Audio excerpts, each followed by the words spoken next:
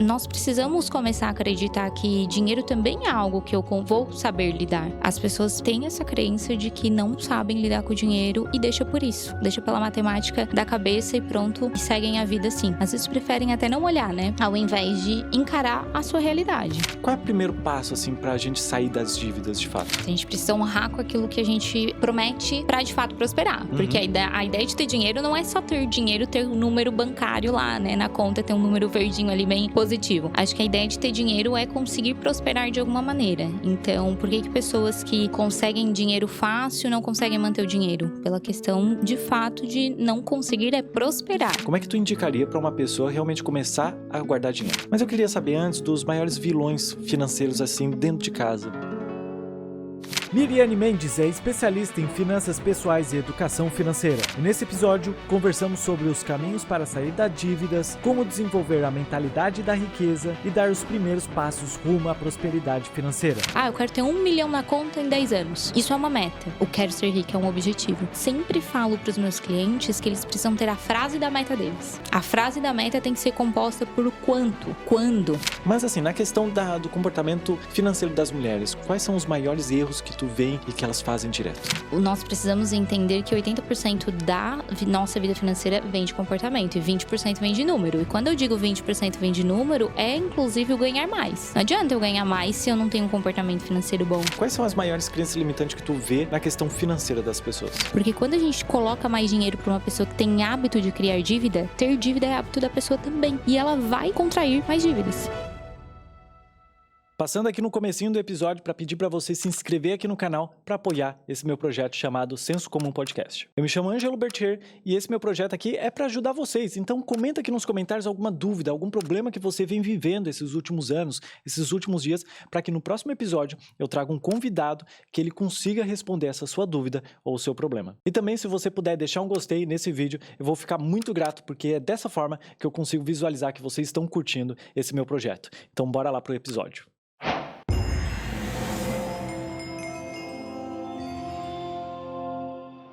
Miriane, como é que a gente controla o impulso de gastar? A gente estuda muito sobre isso.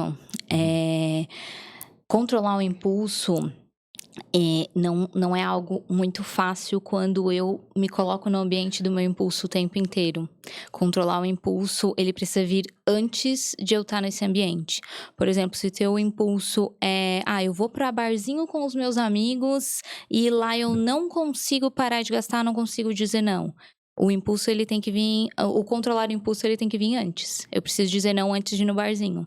Porque vai ser muito mais difícil pra mim controlar o impulso quando eu tô dentro do ambiente que é o meu calcanhar de Aquiles.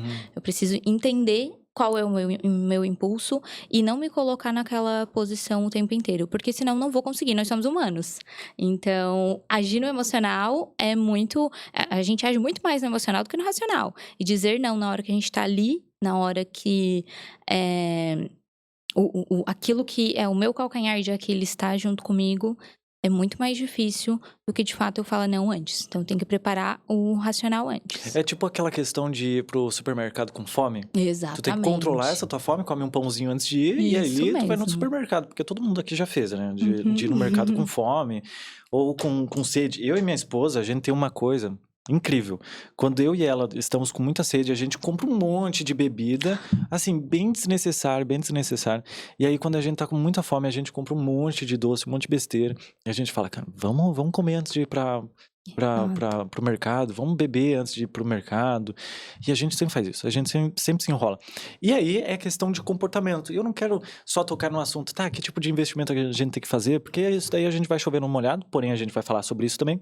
Mas eu gosto de falar sobre comportamento. Assim, o que tu vê mais de comum no comportamento dos teus clientes para eles gastarem e não conseguirem juntar um dinheiro? Eu acredito que eles já têm esse hábito de eu não vou conseguir.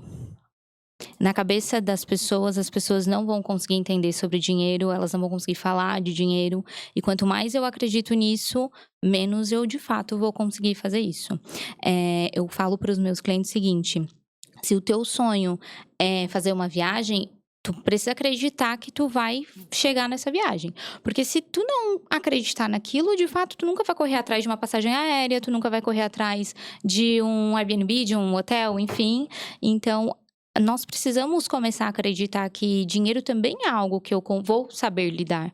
As pessoas têm essa crença de que não sabem lidar com o dinheiro e deixa por isso. Deixa pela matemática da cabeça e pronto, e seguem a vida assim. Às vezes preferem até não olhar, né? Preferem, deixa, não vou nem olhar, tampar o sol com a peneira ali, e ao invés de encarar a sua realidade. Olha só, ô Miri, por que a gente tem... Tu já percebeu que a gente tem muita dificuldade de falar sobre dinheiro? Eu, hoje em dia, vou ser sincero aqui. Antigamente, eu tinha muito receio de falar sobre dinheiro. De falar quanto é que eu ganho. Por questão, assim, de pensar que as pessoas iam ter inveja. Sim. Ou que isso iria acabar fazendo com que eu parasse de ganhar dinheiro. De fazer dinheiro, porque quem ganha é criança. De fazer dinheiro. Então, assim... Tem toda uma questão mística e espiritual também, de falar pros outros e pensar, poxa, agora já era, né?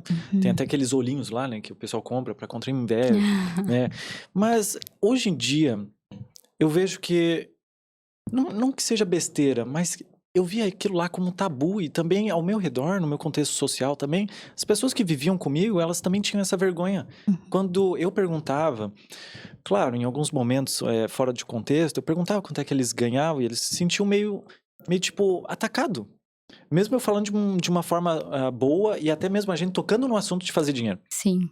Por que tu vê isso das pessoas, delas sentirem vergonha, se sentirem atacada por estar perguntando o valor? Será que é porque aqui no Brasil a gente recebe pouco? Ou será que tem toda uma questão de estrutura social, onde que vem o dinheiro como algo, como um vilão, algo realmente muito difícil de alcançar? Ou que o valor que ela tem está ligado a muito mais sobre a pessoa? O que seria isso? Na verdade, eu acredito que nós temos esse receio de que ganhar dinheiro é ruim. Ganhar dinheiro não é algo bom. Então, às vezes falar para um parente ou para alguém que é próximo que eu ganho mais que essa pessoa, vai parecer que eu tô querendo ser soberba, que eu não acabo não...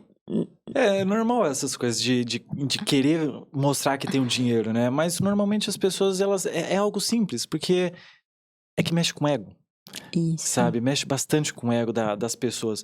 Mas, assim, ó, se a gente fosse elencar, pra onde que a gente deveria ir pra começar a estudar sobre finanças, então? A primeira coisa que a gente precisa fazer é, de fato, fazer um orçamento, né? Entender os nossos números. Porque, às vezes, a gente tem vergonha justamente disso. Vergonha de nós mesmos. A gente não bota numa planilha, não bota num papel aquilo que é a nossa realidade. A gente quer esconder da gente mesmo. Então, a gente precisa ter essa noção. A primeira coisa é, de fato, olhar o nosso orçamento. Entender como funciona o nosso orçamento. Como que eu vou colocar minhas metas, os meus sonhos dentro do meu orçamento. Como que eu vou planejar para isso? Tá, mas o que seria planejar esse orçamento? Porque assim, ó, eu diversas vezes sentei com minha esposa, tá, vamos planejar aqui, vamos ver o quanto que a gente tem de dinheiro, quanto que a gente tem pra pagar de conta. A gente coloca ali no papel, só que depois a gente meio que não sabe pra onde ir, tá? A gente paga aqui, dá mais juros, a gente paga aqui pouquinho, de R$100, ou a gente paga de R$1.000, ou a gente parcela de R$1.000. Normalmente a gente fica travado depois de descobrir o tanto de dinheiro que a gente acaba tendo que depois pagar, né? Qual seria a primeira etapa depois de ter feito esse planejamento? Que não é bem um planejamento, né? A gente só tá colocando... orçamento ali, o escopo. Isso, só o escopo do orçamento que a gente recebe e o tanto que a gente gasta e também o que a gente precisa pagar. Qual é o primeiro passo, assim, pra gente sair das dívidas, de fato? A primeira linha do orçamento são as receitas, depois vem todas as suas despesas. O saldo lá embaixo, ele precisa ser positivo. Ele precisa ser positivo. Se eu olhar a minha linha de despesa e não tenha da onde eu tirar mais, não consigo riscar nenhuma linha, para aquele saldo ficar positivo, eu preciso ir para minha linha de receita. Como que eu vou ganhar mais? Aonde que eu consigo? O que eu faria para fazer uma renda extra? Que seja temporária, não tem problema. Mas para aquele período. Porque o meu objetivo é deixar aquela linha de saldo positiva. Miri, mas não tem jeito, não consigo. Trabalho já 24 horas por dia, não consigo incrementar uma renda extra. Não consigo tirar nada. eu preciso entender quais são os meus credores. Para quem que eu estou devendo dinheiro? São bancos? São cooperativas? Que crédito que eu tenho? Esse crédito, ele tem algo em garantia? Ele não tem? Para que eu consiga, de fato, fazer uma negociação. Mas eu preciso de todos esses dados para fazer essa negociação. Então, depois de tu ter um escopo, o objetivo principal é deixar esse saldo positivo. Entender como que você vai fazer.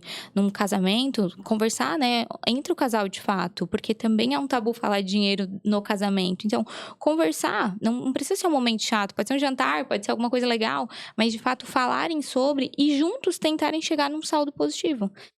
O saldo final, ele precisa ser positivo. Sim, mas a questão das dívidas ali, eu começo pagando as maiores, as menores. Vamos supor que a gente tem ali um valor que a gente recebe muito bem, ok, mas a gente tem dívidas. Tá. A gente teria que partir realmente, porque eu ouço muito isso, né?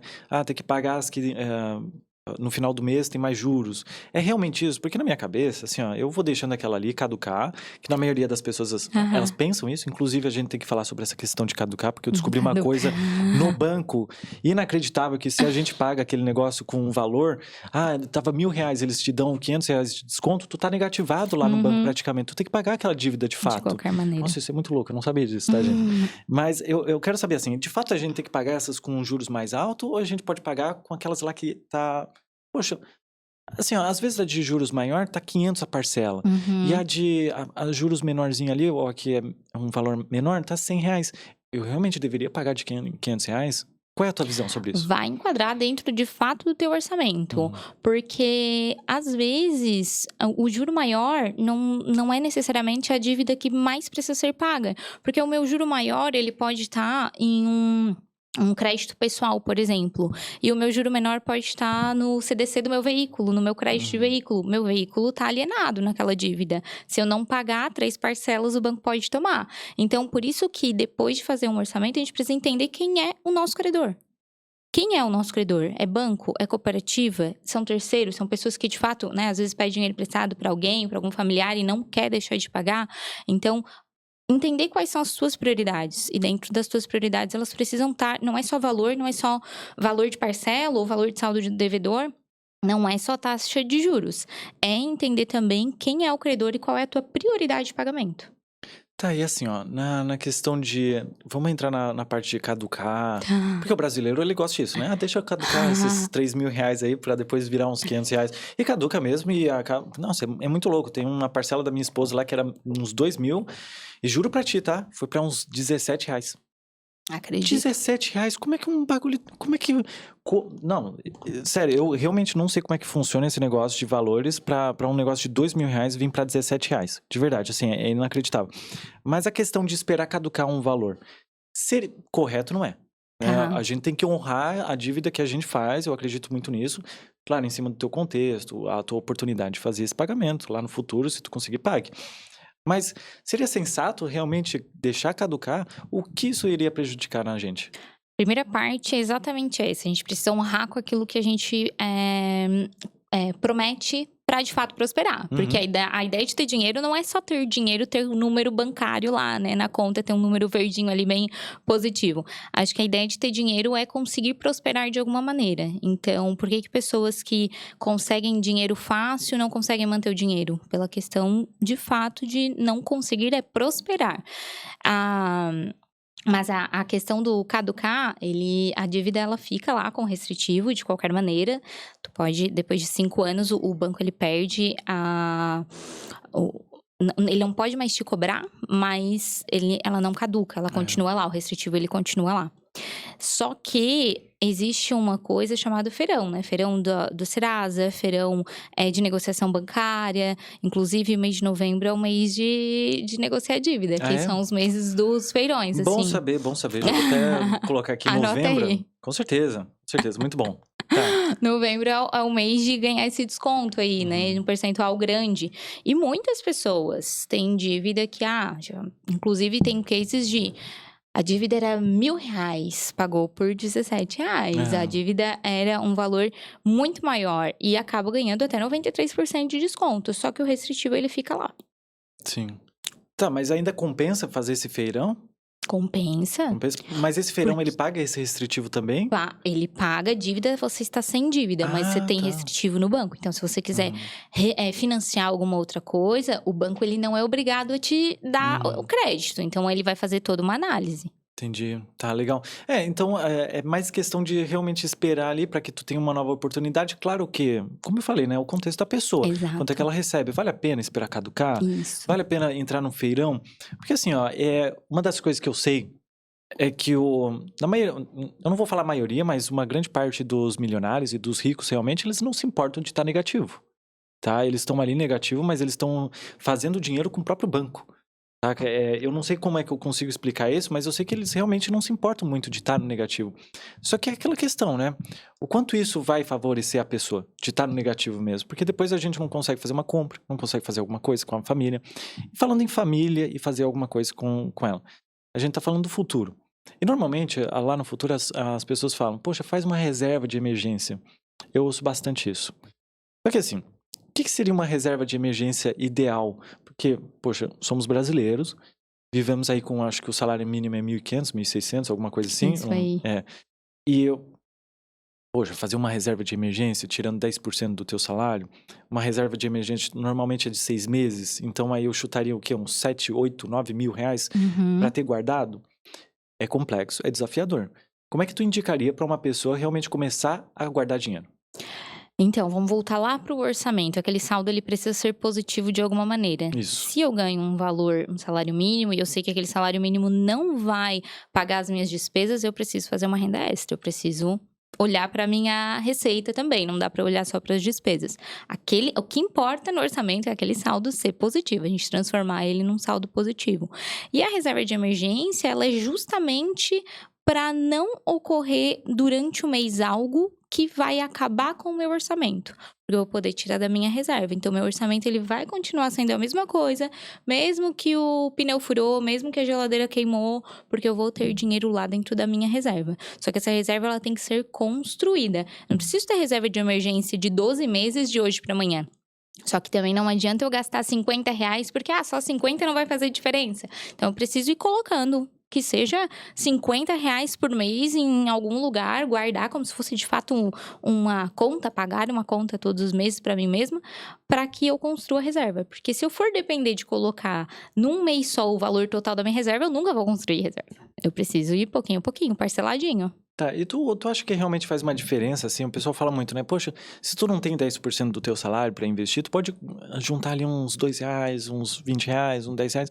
Isso realmente vai fazer uma diferença na questão monetária? Ou a gente tá falando muito sobre a questão da cabeça, do mental da pessoa, de saber que ela pode guardar?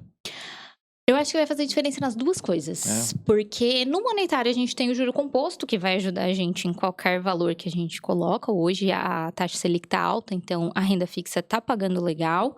Só que nós vamos acostumar a guardar dinheiro. Então, nesse acostumar a guardar dinheiro, não guardar vai ser um crime. Uhum. Então, que seja 20 reais. Começa guardando 20 reais. Mas para te ter esse costume de fato, de começar a guardar dinheiro. Porque senão, nós não vamos habituar. A gente vai deixar e vai passar e vai vir um perrengue e vai fazer um rebuliço no nosso orçamento, não vai dar certo. E por aí vai... começa, né, o efeito bola de neve. Sim, a gente vai falar sobre o efeito de bola de neve na parte de investimento. Mas eu quero ainda falar sobre essa questão de juntar esse dinheiro. Tá, assim, ó, qual seria o melhor local para colocar esse dinheiro? Porque normalmente a gente vai falar sobre Selic, CDB, tem as caixinhas também do Banco do Nubank, tem o porquinho do Inter. Para uma pessoa leiga, para uma pessoa realmente que não entende sobre finanças, sobre investimento, a primeira parte, com certeza, a mais importante é tu arrumar a tua casa, ou seja, arrumar tuas finanças para depois investir, que tu citou ali no comecinho do podcast, que não estava gravando ainda, depois a gente pode falar sobre isso, de arrumar a casa antes de investir. Mas o ideal para essa pessoa seria entender melhor sobre investimento e depois investir? Ou ela pode começar com essas ideias de caixinha do Nubank, o porquinho do Itaú, ou um Selic em alguma corretora de finanças, né? Acho que é corretora de finanças que se chama. Seria o ideal isso? Eu acho que tudo na vida que a gente tem que estar pronto primeiro para depois fazer, a gente não consegue começar.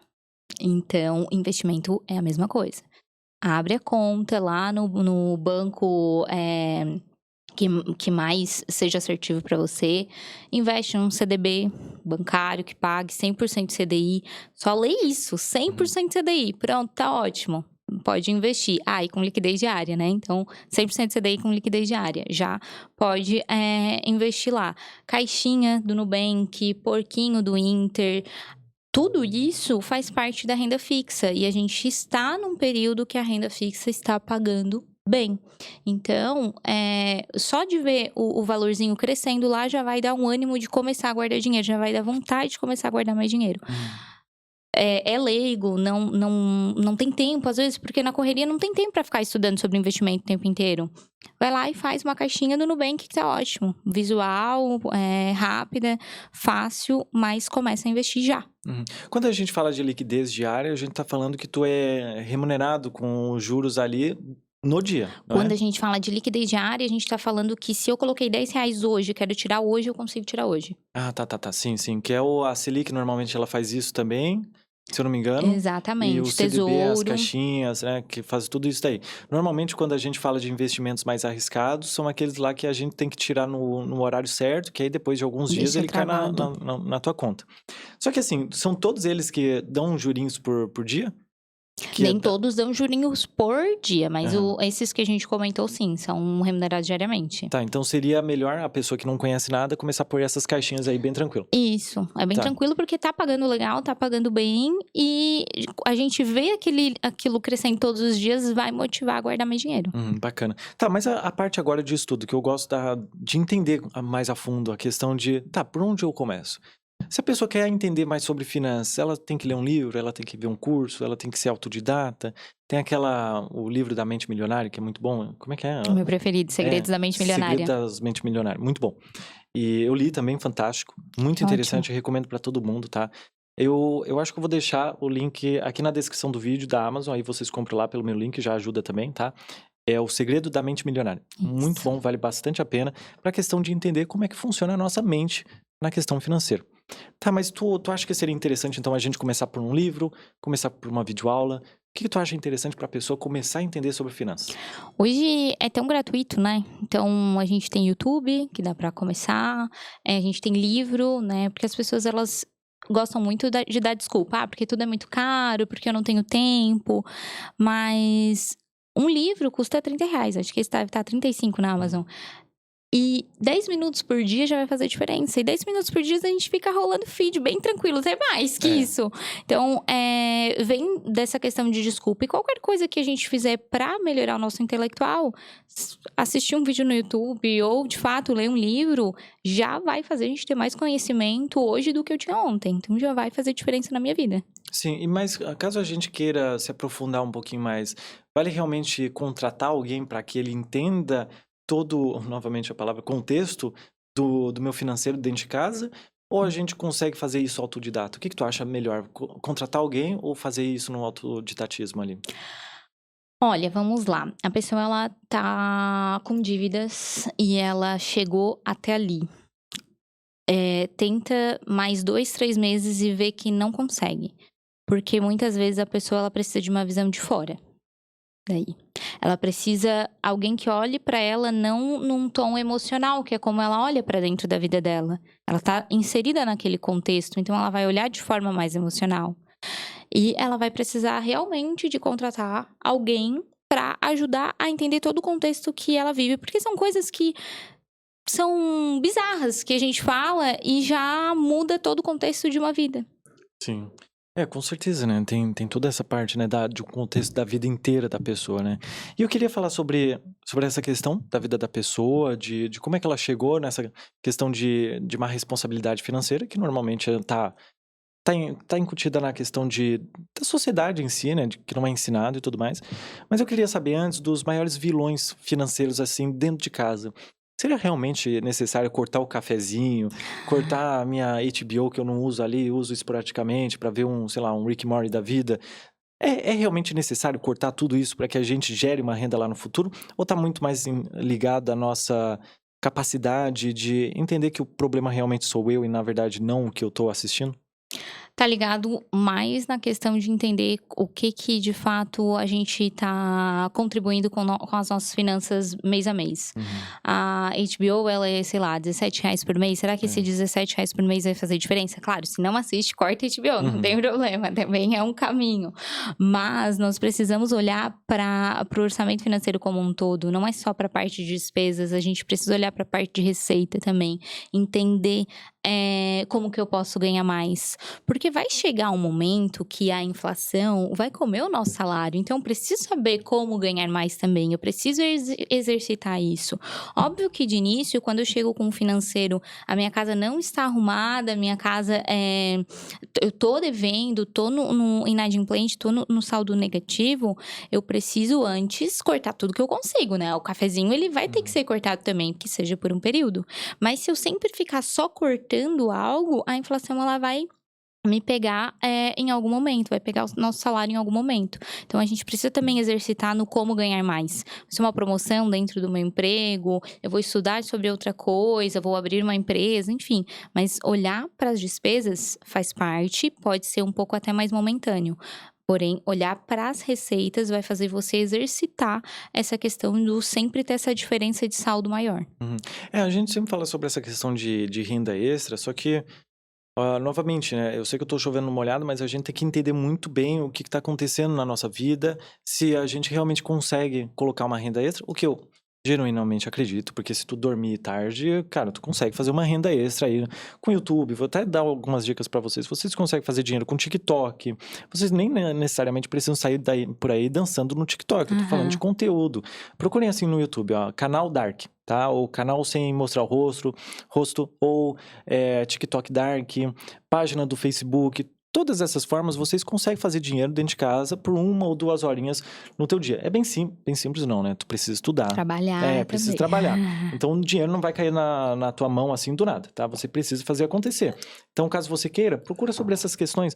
Trabalhe com a internet. A internet tá aí disponível. A pessoa pode fazer o CLT à vontade Sim. e trabalhar ali da meia-noite até umas 2 horas da manhã, ou conseguir encaixar na tua vida, no teu horário, pelo menos 1 ou 2 horinhas.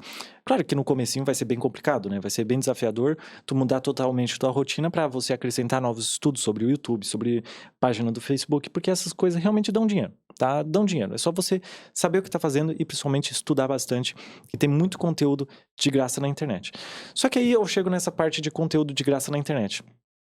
Tu não vê que a maioria desses cursos acabam atrapalhando muito... Curso não, esses vídeos acabam atrapalhando muito mais a nossa mentalidade de... Porque assim, é muito conteúdo. Investe nesse CDB, investe nesse título aqui, ou nesse negócio aqui da Ibovespa. As pessoas acabam ficando muito perdidas. Para onde que elas deveriam olhar de fato para realmente começar a se organizar financeiramente? É que as pessoas precisam entender que precisam filtrar aquilo que vai fazer diferença na vida delas ou não. Informação a gente tem o tempo inteiro, mas eu preciso filtrar o que para mim faz sentido e o que não faz sentido. Se alguém em um canal fala sobre investir em renda variável e eu não tenho reserva de emergência, isso para mim não faz sentido. Eu preciso primeiro ter a minha renda fixa, preciso primeiro ter o meu valor de reserva de emergência. Os conteúdos, eles acredito que seja sim uma boa forma de estudar, só que precisa ser filtrado e ter essa expertise de entender o que é pra mim e o que não é pra mim. E assim, normalmente, o que tu anda vendo na questão tu tem a mentoria, né, que tu falou. Tem. O que normalmente as pessoas têm mais dúvidas dentro da tua mentoria que tu percebe que é um padrão deles? Eu acredito que as pessoas, elas têm dúvida de como começar já desde o início a fazer o orçamento. As pessoas têm medo de olhar o próprio orçamento. Então, com a profissional ali do lado, a gente se sente obrigado, né? Eu falo que eu sou a nutricionista das finanças. Sim. Porque com um profissional de nutrição ali do lado, tu acaba fazendo negócio certinho, uma dieta certinha e tal. Às vezes a desculpa é, eu sei o que eu tenho que fazer, mas eu não faço. Uhum. Porque eu preciso ter alguém ali do lado, olhando de outra forma, vendo outro ângulo. Esses dias aconteceu de um casal que faz mentoria comigo, me diz assim, Miri, não, a gente tem um combinado, né? Cada um tem os seus combinados, mas o nosso combinado é de gastar só no crédito à vista. E eles precisaram, por causa de uma emergência, não quiseram tirar dinheiro da reserva e usaram cheque especial. Na cabeça deles era a melhor solução que tinha. E aí a gente foi parar para entender todo o contexto do porquê e chegou à conclusão que usar o cheque especial não era a melhor solução.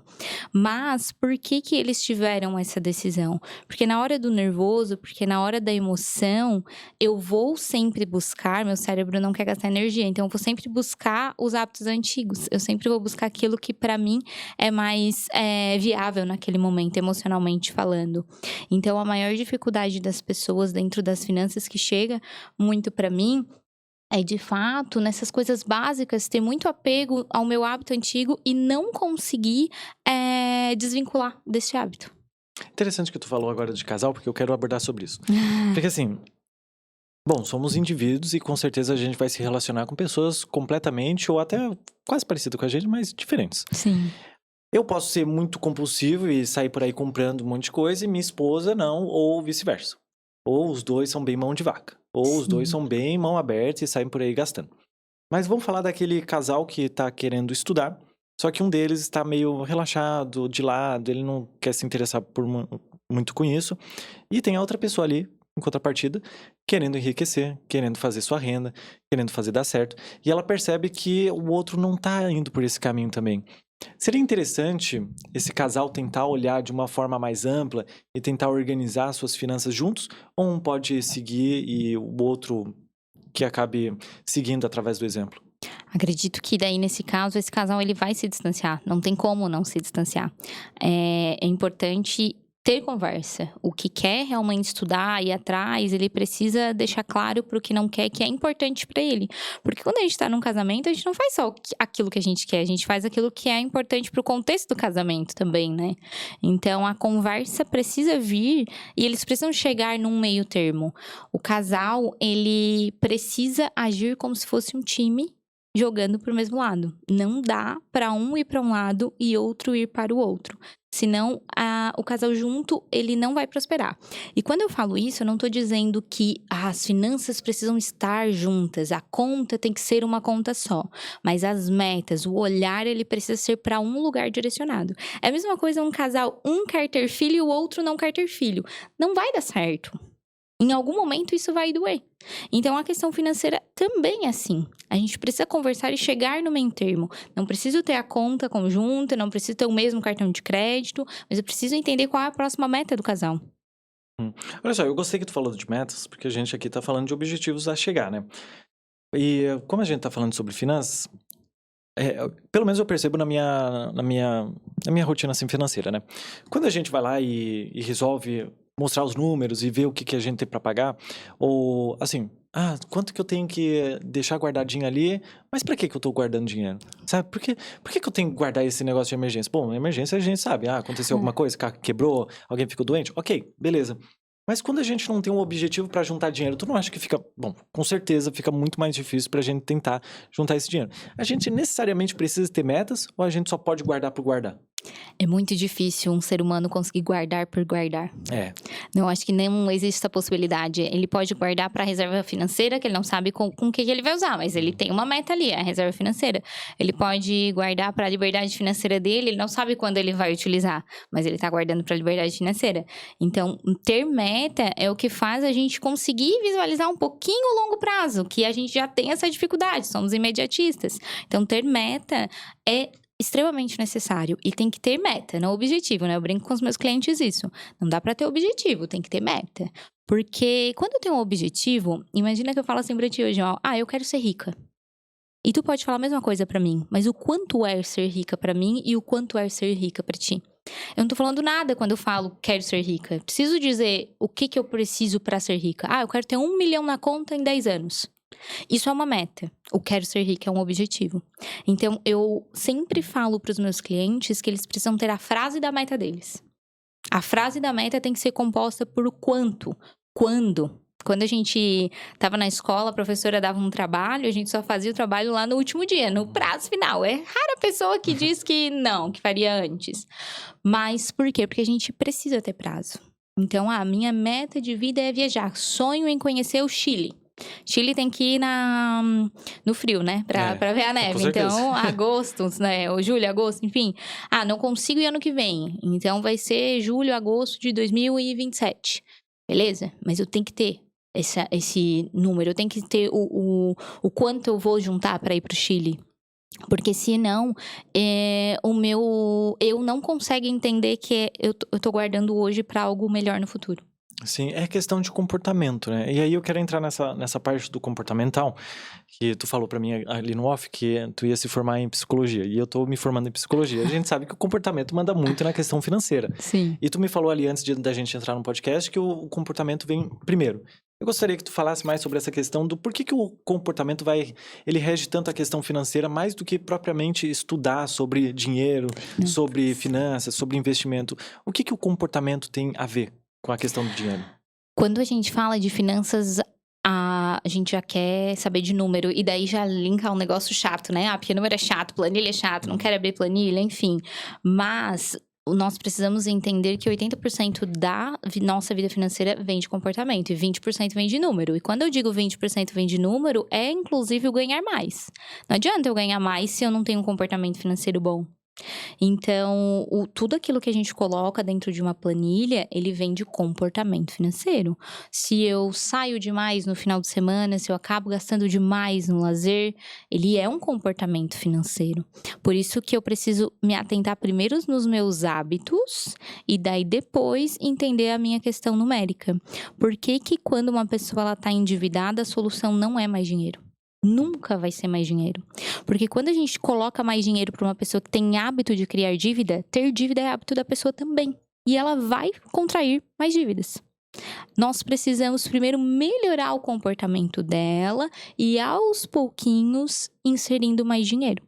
Muitas vezes as pessoas elas têm dívidas ruins que dariam para ser trocadas por dívidas boas, que também é uma crença, né? Todo mundo diz que financiamento, crédito é sempre ruim. Não é sempre ruim, tem maneiras de a gente conseguir um crédito bom. Mas a gente dá para fazer essa troca. Só que quando um cliente ele chega para mim, eu não consigo fazer essa troca de início, porque se eu injetar mais dinheiro, colocar num outro crédito, ele vai só contrair mais dívidas. Eu preciso mudar todos os hábitos deles e daí depois a gente vê essa troca de dívida. Que interessante essa parte o hábito dela é contrair dívida, ela vai contrair dívida, né? Realmente. Mas assim, quais são as mudanças de hábitos normalmente que tu coloca pro teu cliente para que ele comece a agir de uma forma melhor? O brasileiro, ele é acostumado a viver 10 vezes sem juros, né? 10 vezes, tudo é 10 vezes. E sabe o que é pior? Ainda dá uma desculpa do tipo, mas é sem juros, então 10 vezes compensa mais eu fazer em 10 vezes do que ficar já pagar isso à vista. Mas isso, de fato, numericamente, ok, mas comportamentalmente não. Porque numericamente, faria sentido se eu guardasse esse dinheiro. Inclusive numa caixinha do Nubank.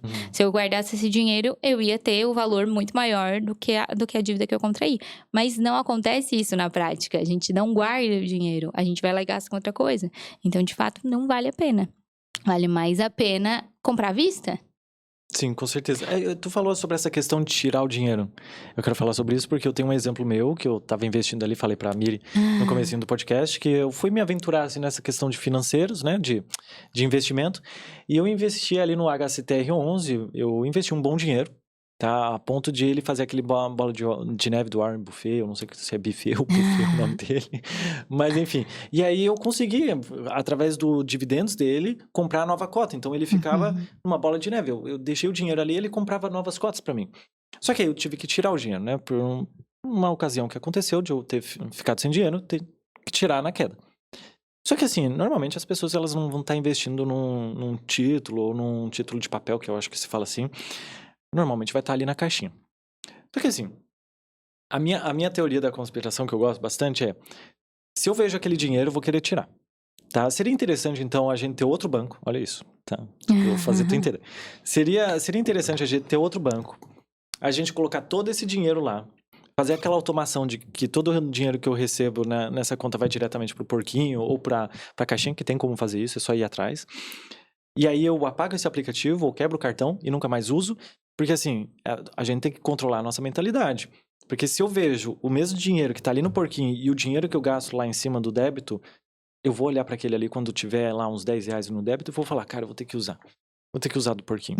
Então, que tipo de mentalidade tu traz para essa pessoa que ela precisa olhar para esse dinheiro do porquinho ou da caixinha e não gastar de fato? Porque assim, ó, vamos lá, em algum momento vai acontecer de eu realmente precisar. E ok. Mas naquele momento de que eu não tô precisando, que tipo de pensamento, que tipo de olhar eu tenho que ter para que eu não gaste aquele dinheiro? Vamos pensar em dois parâmetros diferentes. Primeiro, se necessário for fazer outra conta, faça outra conta. Se de início não vai conseguir deixar valor guardado, faça outra conta. Mas vai chegar um momento que você precisa se acostumar com aquele valor. Você precisa olhar para aquele valor e entender que aquilo faz parte de um bem maior. Uma reserva financeira, uma viagem que quer fazer, enfim, faz parte de um bem maior. Então, fazer a automação realmente é muito importante, muito legal. Fazer uma outra conta pode ser sim, mas vamos pensar no segundo parâmetro de que a gente precisa de fato se acostumar com aquele valor ali guardado. Então, vamos parar para analisar que valor hoje eu posso investir todos os meses que de fato não vai fazer falta. Analogia contrária. Se eu fosse financiar um carro hoje, vou trocar meu carro. Se eu fosse fazer um crédito desse carro novo, qual valor de parcela eu assumiria? Ah, Miri, R$100. Mas faz a analogia, que seja R$100. Se comprometa contigo mesmo de guardar aqueles R$100 todos os meses. Mas daí, faça de conta que de fato você está pagando um boleto. Quando você paga um boleto, pode acontecer qualquer coisa depois de pagar o boleto, o credor não vai te devolver o dinheiro porque tu falou que tá faltando dinheiro para comprar comida, mesmo que seja algo assim extremamente essencial. O credor não vai te devolver o dinheiro, então seja esse credor, sabe? Tá ali. Infelizmente, só vai utilizar para reserva de emergência. Se lá na caixinha do Nubank tá escrito reserva de emergência, a regra é clara. Só sai para emergência. Não dá para sair para outra coisa. Com certeza. É meio desafiador, né, também, né? Essa questão do ter o dinheiro ali e às vezes a gente acaba precisando. E na maioria das vezes se a gente olhar bem direitinho, a gente não tá precisando de fato, né? A gente consegue dar mais um dia, dar mais 2 dias para que a gente olhe e pense, poxa, não era realmente aquilo que eu queria. Mas aí eu quero falar pro meu público em geral, que são mais mulheres aqui no canal, que inclusive os vídeos mais acessados, os vídeos mais comentados são sobre finanças, na questão mais mística, holística, da lei da atração. Mas eu quero falar sobre o comportamento dessas mulheres, que tu atua muito mais com mulheres. Tu me falou que em 2 anos ali da tua empresa, atuando na tua empresa, tu só pegou 2 clientes homens, Só que 2 vieram homens. somente eles, né? Isso. Então, pra tu ver como a cabeça dos homens funciona, né? Não só na questão da psicologia, mas também na questão financeira, eles não vão tão atrás. O importante é que agora eles estão querendo ir mais atrás. Isso é muito bem-vindo. Sim. Mas assim, na questão do comportamento financeiro das mulheres, quais são os maiores erros que tu vem olhando e que elas fazem direto? A principal crença é de que mulher não entende número, mulher não entende finanças, né? O provedor, via de regra, é sempre o marido, o homem e tal, e tá tudo bem, não tem problema nenhum. Mas isso já vem embutido numa crença de que mulher não sabe fazer. Só que tudo aquilo que a gente se propõe a fazer, a gente consegue fazer. Qualquer pessoa, não só mulher, mas consegue. Então, ter esse medo, esse negócio de tipo, eu sou aversa a finanças, eu não consigo. Número não é pra mim. Número e finanças tem que ser pra todo mundo. Todo mundo precisa entender um pouquinho de finanças. Não precisa ser expert, não precisa entender de investimentos, fazer investimento em ação, em bolsa, enfim. Não precisa. Mas entender o mínimo de finanças, isso tem que ser pra todo mundo. E o maior erro é esse, achar que não é pra pessoa, mas é sim. E assim, quais são as maiores reclamações que tu vem vendo delas? É na questão familiar, na questão com o cônjuge, ou na questão de realmente conseguir juntar o seu próprio dinheiro? Eu acredito que é um meio a meio aí, sabe? A questão familiar, tem muito desse negócio das pessoas, do casal, né? Não tá unido num propósito só. E aí, a falta de conversa mesmo, as pessoas precisam parar pra conversar sobre dinheiro.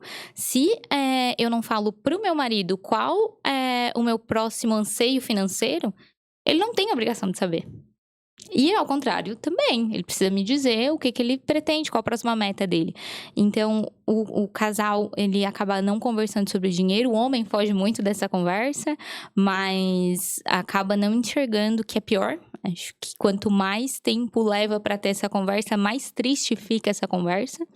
E também a questão de mulheres querer ser as heroínas, né? Então, mulheres solteiras, que trabalham, empreendem, às vezes até já têm filhos, e querem, de fato, dar conta de tudo, mas sentem esse negócio de que não consegue. E daí, deixa o quê? As finanças para trás.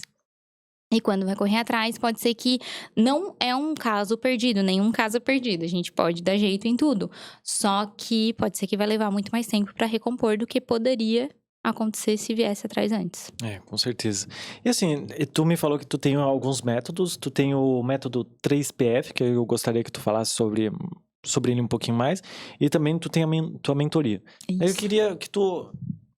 com certeza a gente não precisa entregar o ouro do que tu entrega lá, mas eu gostaria, sabe, de entender como é que funciona uma mentoria de alguém que trabalha com finanças. Isso é minha curiosidade, tá, gente? De verdade. Provavelmente deve ser do pessoal, mas é muito mais minha. O que tu faz lá para ajudar essas pessoas com a tua mentoria? Então, vamos lá. O método 3PF, ele tá dentro da mentoria. E a mentoria, ela é de fato um pegar na mão. Eu vou fazer o teu orçamento financeiro, eu vou fazer o teu planejamento financeiro e juntos nós vamos fazer o plano para, de fato, cada uma das suas metas serem batidas. Porque em cada sessão que a gente tem, a gente vai falar de comportamento, em cada sessão que a gente tem, a gente vai falar de meta, em cada sessão... As mudanças, elas vão ocorrendo enquanto a mentoria está percorrendo também. E a gente vai, de acordo com as suas prioridades, ir elencando aquilo que de fato é prioridade. Por quê?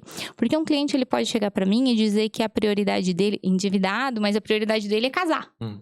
Só que aí a gente vai ter que entender de fato até onde a prioridade. A gente vai enxergar isso juntos, óbvio, né? Mas a mentoria financeira, ela vem para te dar esse olhar. Vem para te fazer aprender a lidar com as tuas finanças de outra maneira. De uma maneira que os brasileiros, eles nunca tiveram a oportunidade de aprender. Assim, como tu falou, né? Eles nunca tiveram a oportunidade de aprender. Agora que a gente vem vendo a questão financeira nas escolas, tem sido mais falado, né? Mas ali ainda no teu método 3PF, seria pilares, né, que tu falou? Quais seriam esses 3 pilares do financeiro? Os 3 pilares é o orçamento primeiro, né? A gente precisa fazer a foto daquilo que é a nossa realidade financeira, por mais dor que possa ter na hora que a gente faça essa foto, mas precisa ser feito. Depois a gente vai falar de renda, entender como funciona para ganhar, não só para não deixar de gastar, mas também como ganhar dinheiro. E daí o terceiro pilar é o investimento. A gente precisa investir nosso dinheiro para fazer dinheiro gerar dinheiro.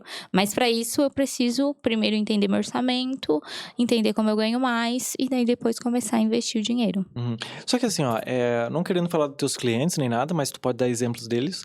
Mas eu tenho um acreditamento assim, que normalmente quando a pessoa vai atrás sobre estudar finanças e não comportamento, não é via de regra, mas acredito que normalmente elas sempre acabam voltando a se endividar novamente, porque não estudaram o comportamento. Tu vê isso acontecendo muito? Hoje, dentro do método, em todos os 3 pilares, a gente fala de comportamento. Que é justamente para não deixar isso acontecer. Porque se a gente não transforma o hábito, eu até posso dar um resultado de curto prazo, mas no longo prazo esse resultado ele não vai existir. Então... não vejo isso acontecendo muito com os meus clientes, não enxergo isso, mas porque a gente bate muito na tecla do comportamento, do hábito. E assim, normalmente, quando a gente vê as pessoas gastando dinheiro, quais são os maiores hábitos e os maiores vilões, assim, na questão de gasto dentro de casa ou de sair? Realmente é a questão de, poxa, eu vou ter que guardar minha carteira no bolso e não gastar mais com nada? Seria isso? Porque eu ainda acredito que não é só isso, sabe? E existem vários contextos, e principalmente a questão do comportamental da pessoa mexe muito. O comportamental da pessoa é o principal pilar. Inclusive eu quero falar sobre ambiente, que depois a gente vai falar sobre ambiente. A gente vai falar sobre ambiente. Mas, assim, quais seriam os maiores vilões, assim, para uma pessoa na questão financeira, de fato, assim, que tu acha que eles deveriam olhar com mais cuidado? Inclusive até o cartão de crédito. Seria ele um vilão ou não? O cartão de crédito, ele é um vilão se você não souber utilizar ele. Mas ele pode ser um ótimo mocinho na história, porque ele é um crédito. O nome é cartão de crédito. Ele é um crédito a juros zeros. Se eu souber usar o meu cartão de crédito, eu compro algo hoje e posso pagar daqui 45 dias. Então, ele é um único dos créditos sem juros, só que se não parcelar a fatura, né? Então, utilizando o cartão de crédito da forma correta mesmo. Mas as pessoas, elas não sentem a dor do pagamento com cartão de crédito. E daí elas acabam ainda assim fazendo em 10, 12 vezes sem juros, e a bola de neve ela vai formando na própria fatura. Por quê? Porque eu olho só a minha próxima fatura. Não olho a minha fatura daqui 2 meses, daqui 3 meses. É muito raro isso acontecer. Então, a hora que a minha fatura virou, ela já tá o meu vilão. Ali já tá o meu vilão. Sabe? E o outro vilão que eu acredito muito também é o ambiente que a gente se coloca. É um dos nossos vilões financeiros, porque às vezes a gente se compara muito com as pessoas e a gente quer chegar num padrão que talvez a gente não seja naquele momento. Não que a gente não possa chegar, mas não seja meu naquele momento. E aí o ambiente, ele vai me forçar a ter algo por status, né? Sim, eu quero falar mais sobre essa questão do ambiente. O que que tu vê dessa questão do ambiente? Por exemplo, poxa, eu tô rodeado de amigos onde que eles só gastam e não investem dinheiro.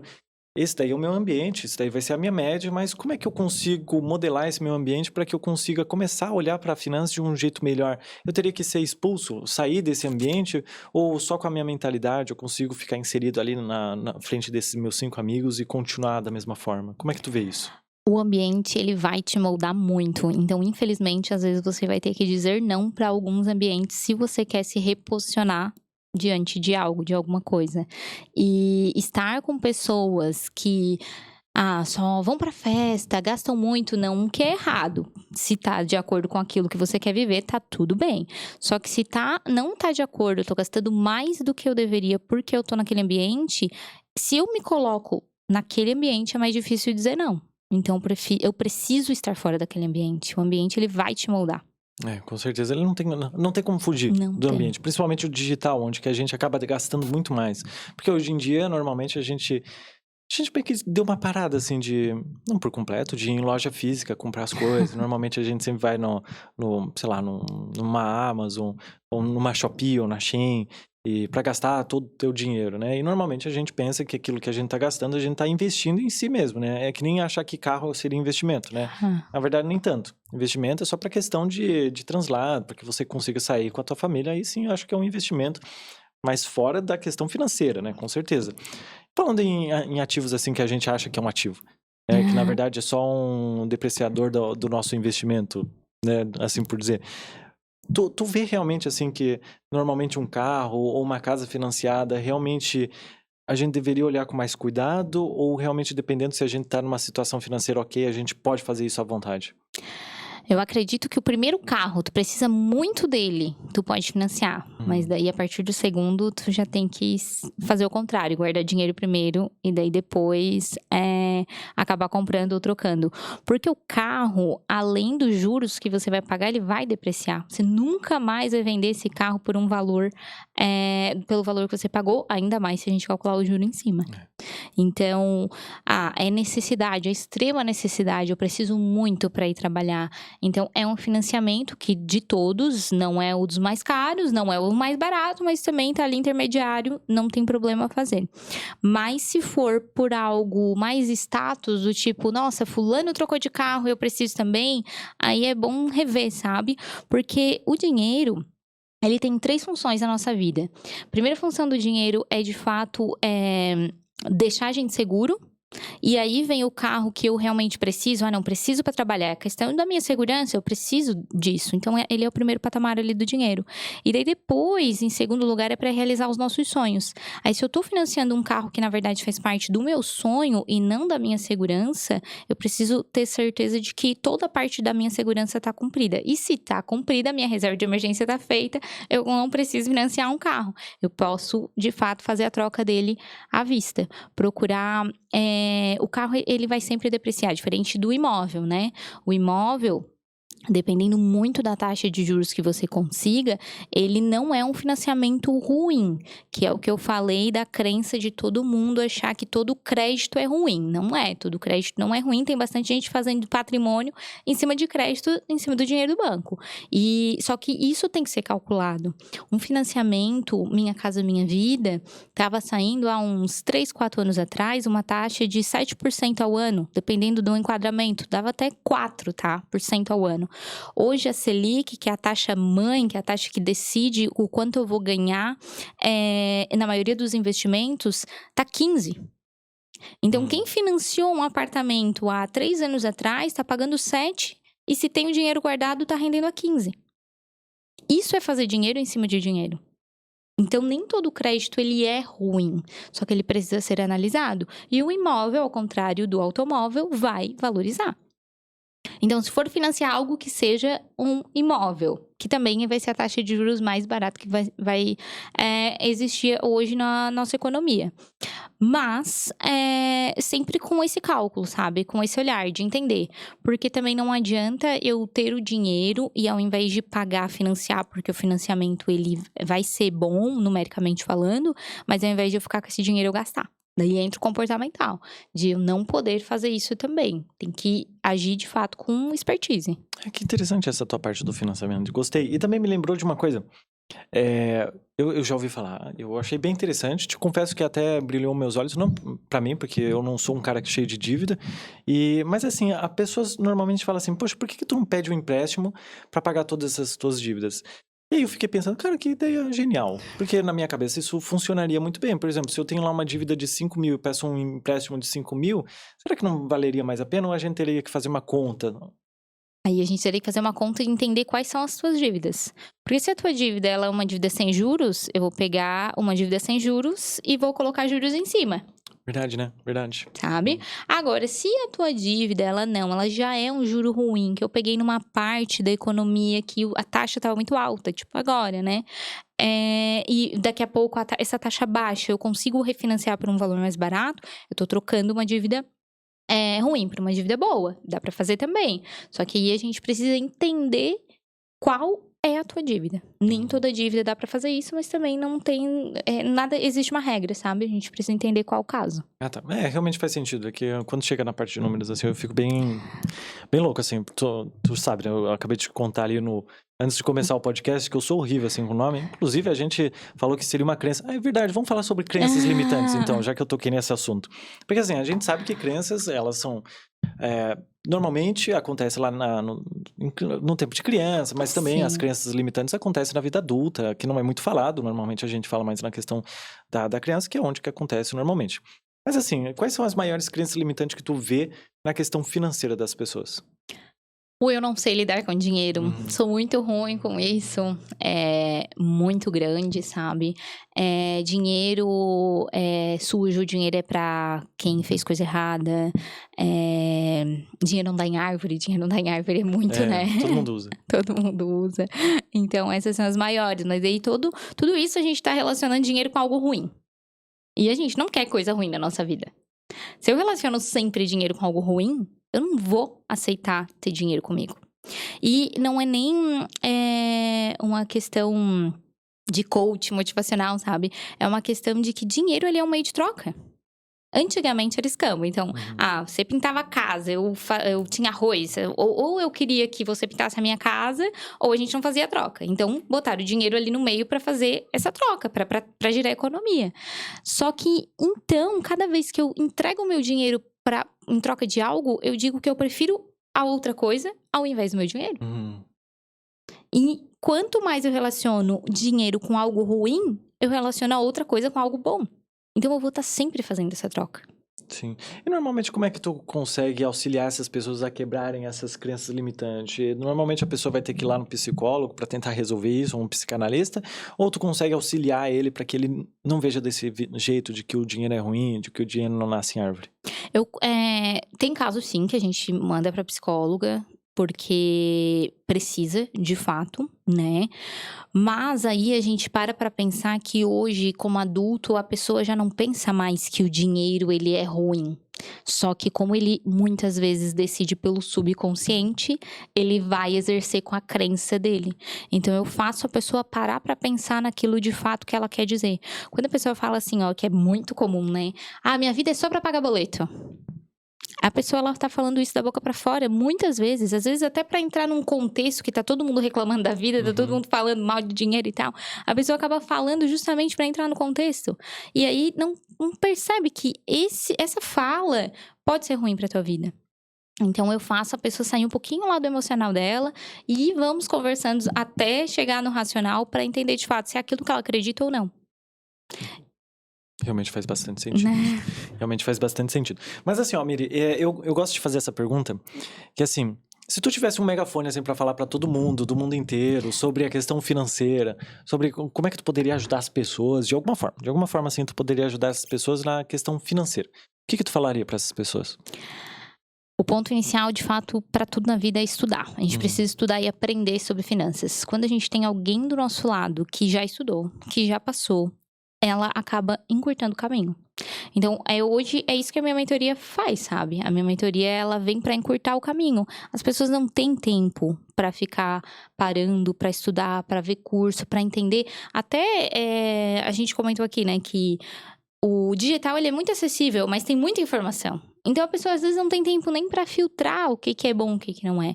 E a mentoria, ela vem justamente para isso, para te entregar pronto aquilo que seria caminho seu de percorrer. Mas aí a gente acaba já entregando pronto tudo isso, todo o planejamento. Por isso que Por isso que? Pode continuar. Por isso que a gente encurta esse prazo. Não precisa ser algo de muito tempo, algo que a gente que a mudança vai demorar muito para ocorrer. A mudança, ela ocorre em pouco tempo, porque o caminho ele é encurtado. Realmente, encurtar o caminho com alguém que já sabe o caminho é muito mais fácil. E aí eu queria falar mais um pouquinho sobre essa questão do que tu entrega nas tuas redes sociais, ou qual é o teu trabalho, o que tu oferece para os teus clientes. O que de mais, assim, tu consegue oferecer para eles além da mentoria? Hoje eu trabalho com assessoria PJ e a mentoria pessoa física também, mas eu entrego muito conteúdo lá no meu Instagram. Eu falo muito sobre dinheiro, sobre finanças lá, que também já é uma maneira de começar a estudar. É o que a gente falou do ambiente, né? Às vezes a gente segue tanta loja, a gente segue tantas pessoas, assim, que não agregam em nada, e não porque, por exemplo, sei lá, site de fofoca. Não que eu nunca possa olhar. Mas se eu quero melhorar a minha vida, eu preciso me colocar num ambiente que vai, de fato, conduzir com aquilo que eu quero pra mim futuramente. E eu entrego isso lá no Instagram também, é um ambiente melhor. Com certeza, né? O ambiente digital, ele manda muito na gente, né? Se a gente fica lá seguindo um monte de site de fofoca, um monte de famosos que não agrega nada na nossa vida e quer mudar a situação financeira, vai ser muito mais desafiador que isso aconteça, né? Então é interessante que as pessoas encontrem pessoas como a Miri para auxiliar na questão financeira, ou até mesmo mute as pessoas, né? Silenciar esses conteúdos. É bem interessante para dar o primeiro passo sobre entender como é que funciona a finanças da nossa vida. Mas, Miri, muito obrigado pelo episódio, de verdade. Eu tenho certeza que deve ter ajudado bastante pessoas na questão de, poxa, pra onde que eu devo ir? Saca? Pra onde que eu devo ir na minha questão financeira? Eu tô com esse problema aqui. Eu achei bem interessante, bem didático a forma com que tu fala. De verdade, acho que a gente conseguiu auxiliar bastante pessoas. E outra coisa, caso vocês tenham algum tipo de dúvida sobre a questão financeira, manda aqui nos comentários. Que aí no próximo vídeo, talvez a gente possa te chamar novamente para que a gente responda tuas dúvidas, mas eu quero dúvidas assim, ó, genuína. Problemas reais da vida de vocês que vocês estejam passando, tá? Que aí no próximo episódio a gente possa resolver esses, tá? Combinado. E Miriam, como é que as pessoas conseguem te encontrar nas redes sociais? Me achem lá no Instagram, @MirianeMS. Tá ali, Miriane Mendes Finanças. Me procura lá tem o link da bio, tem todos os meus contatos e também a maneira com que eu posso ajudar cada um individualmente falando. Massa, de forma online, tudo isso, né? Isso mesmo. Tá, bacana. Legal. Então, muito obrigado, tá, Miriam? Eu que agradeço, muito obrigada. Aí, que bacana. Então, pro pessoal que assistiu até agora, muito obrigado. Não esquece, minhas redes sociais estão aqui na descrição do vídeo, a minha pessoal. A rede social da Miri também vai estar aqui na descrição do vídeo. O Instagram pessoal não, né? Do podcast também vai estar aqui, o canal de cortes. E outra coisa também que eu sempre falo no comecinho do episódio, já estava esquecendo, que se você vem enfrentando algum tipo de problema, alguma coisa que está acontecendo na tua vida, comenta aqui nos comentários, que talvez no próximo episódio eu possa estar trazendo algum profissional da área que possa resolver o teu problema, tá bom? Muito obrigado a todo mundo que assistiu. Tchau, tchau.